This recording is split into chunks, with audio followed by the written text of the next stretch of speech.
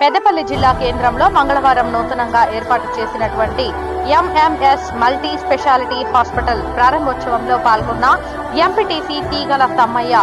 MPTC Chindam Mahesh, మాజీ సర్పంచ్ ఎరుకుల బాపురావు, అనంతరం రామగిరి మండలం లొంక కేసారం తాజా మాజీ సర్పంచ్ ఎండి మంజూరు తనయుడు డాక్టర్ ఎండి మోయిన్ పాషా గారిని మర్యాదపూర్వకంగా కలిసి పుష్పగుచ్చం అందజేసిన శుభాకాంక్షలు తెలిపారు.